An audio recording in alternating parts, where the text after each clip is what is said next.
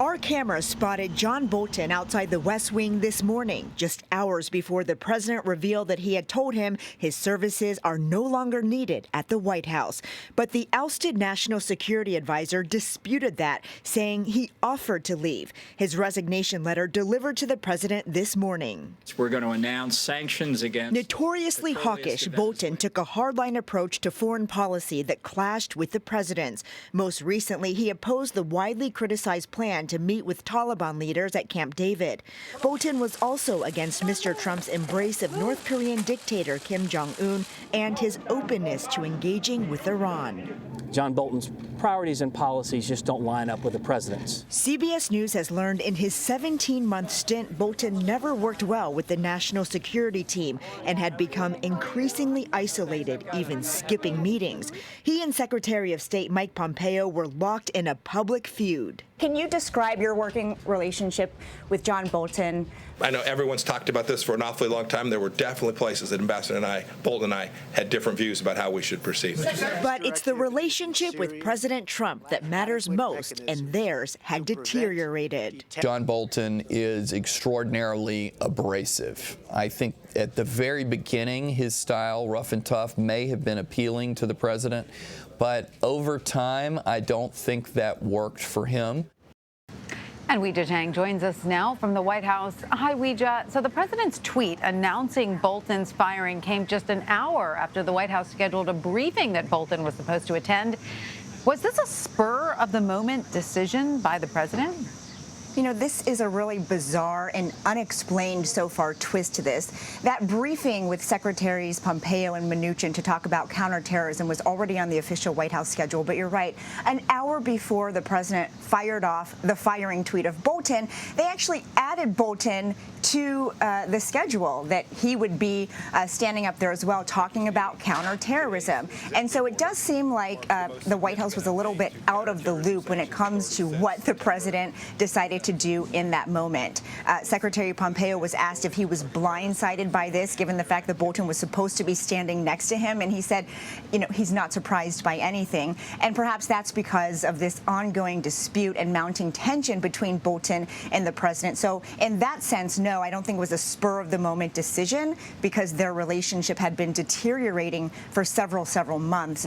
But what caused him to pull the trigger today, you know, we'll have to wait to ask the president. We can tell you, though, that you know, he began really getting frustrated and angry at Bolton because he believes Bolton leaked a story that said Trump wanted to explore the use of nuclear weapons to stop hurricanes from hitting the U.S. So that might have been when things really took a turn for the South, and here we are today. But it's still, you know, this ongoing dispute over policies that led to this sudden dismissal. Sure, and, you know, as we know, Bolton had very different opinions from not just President Trump, but also Secretary Pompeo when it came to negotiating with America's adversaries.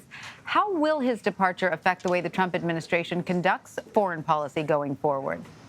You know, Secretary Pompeo spoke to this as well, and I asked him if it would make it easier for him to do his job, if it would be easier for the administration to accomplish the president's foreign policy agenda, and he said no, because, look, those policies are the president's, and even though he has different voices in his ear, at the end of the day, it's still the president's decision and the president's ideas that they are trying to push through. But certainly what we know is that Bolton was a big voice in the president's ear, even to the very end, and so it's one less voice offering a counterpoint to the president's that, you know, made a factor in his decision making. You know, most recently, the president wanted to hold talks with the Taliban at Camp David to try to broker a peace deal with Afghanistan, and we know Bolton was really opposed to that, and he expressed that because he is a hawkish hardliner. He does not believe, you know, these things should be given as gifts to our adversaries. So that's one less voice in the president's ear when he goes to make these high-stakes decisions. And Weijia, as you reported, Bolton is the 18th cabinet member to leave the Trump administration.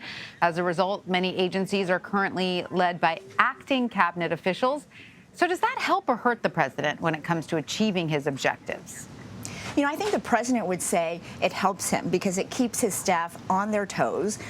His own chief of staff, Mick Mulvaney, has said, he's really aware that he could be fired at any time, whether he was acting or not. So what does it matter if there's a word acting in front of the title? And I think this is just part of the president's strategy and his managerial style, if you will, to send the message that, no job and no one is 100% protected. And so, when it comes to working with other agencies and with foreign leaders, whoever's in that position certainly has all the duties of that role. But, it is an asterisk that always remains that, they are just acting and not official yet. I'm sure no one in the Trump White House feels totally secure. So, Weijia, are any names being floated around as possible replacements at this point, or is it a little early for that? No, there are already names out there, again, because this isn't a huge surprise that Bolton is leaving.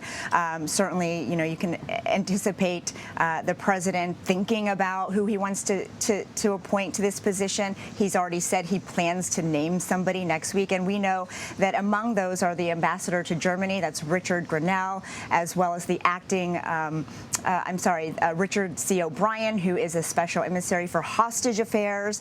And right now, it's Bolton's number 2 serving the position until anything becomes official, and that's Charles Kupperman. Of course, we do not expect him to stay long because he worked extremely closely with Bolton and was sort of on that side.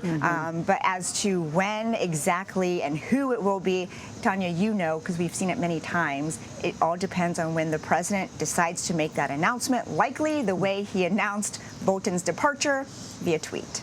For sure. All right. Well, Weijia Jiang at the White House, we thank you. Sure. Thanks.